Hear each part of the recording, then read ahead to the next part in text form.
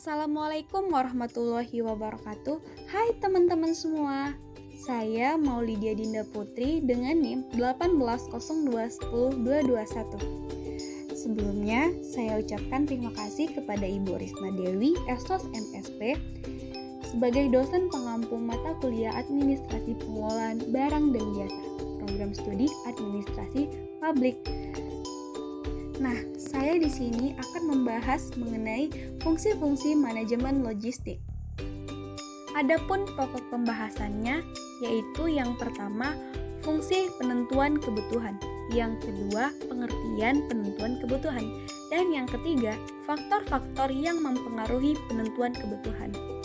Faktor-faktor yang mempengaruhi penentuan kebutuhan ada 3. Yang pertama, faktor yuridis, dan yang kedua, persyaratan proyek, dan yang ketiga, evaluasi sosioekonomi.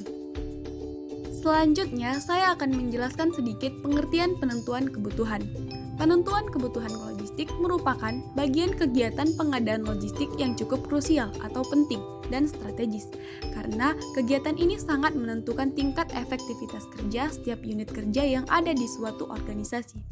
Penentuan kebutuhan logistik adalah segala kegiatan dan usaha untuk merumuskan perincian dari perencanaan dan merupakan dasar serta pedoman dalam melakukan suatu tindakan tertentu di bidang kebutuhan peralatan dan perlengkapan.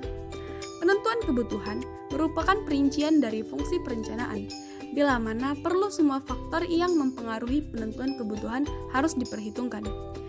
Bila terjadinya kesalahan dalam penentuan kebutuhan logistik, akan mempengaruhi kinerja organisasi secara keseluruhan. Kesalahan perencanaan ini juga dapat mengakibatkan pemborosan keuangan organisasi. Penentuan kebutuhan ini juga memiliki fungsi. Jadi, ada 3 fungsi penentuan kebutuhan, yaitu yang pertama, menetapkan sasaran bidang perlengkapan material berdasarkan tujuan yang telah ditentukan sebelumnya. Dan yang kedua, meletakkan landasan dan pedoman penyelenggaraan bidang perlengkapan. Dan yang ketiga, sebagai dasar pengukuran-pengukuran dalam menyelenggarakan kegiatan di bidang perlengkapan, baik dalam skala fisik maupun dalam skala mata uang. Nah, faktor-faktor yang mempengaruhi penentuan kebutuhan. Yang pertama, faktor yuridis. Pada dasarnya, faktor ini meliputi tentang yang pertama, peraturan-peraturan dan ketentuan-ketentuan serta batasan-batasan terhadap keamanan, desain, penyediaan barang, pengadaan, dan sebagainya.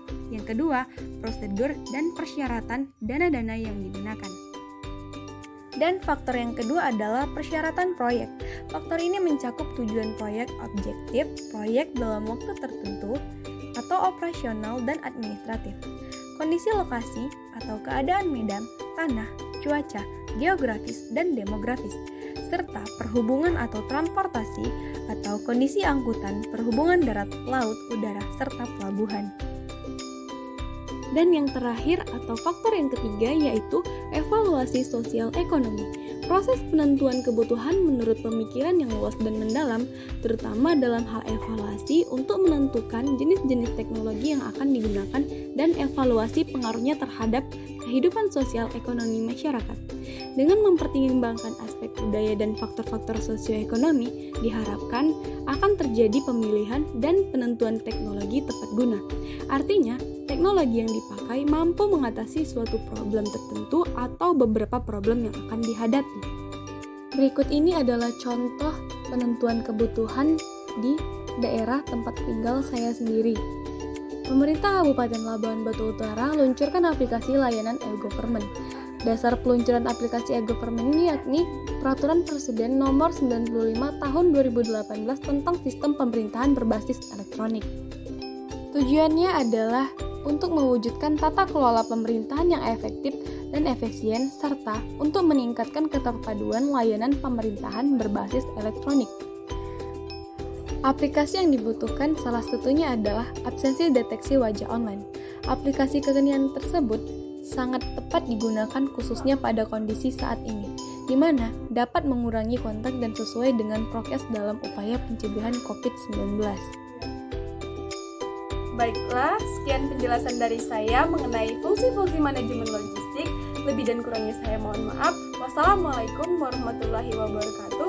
Thanks for watching guys. guys, semoga bermanfaat.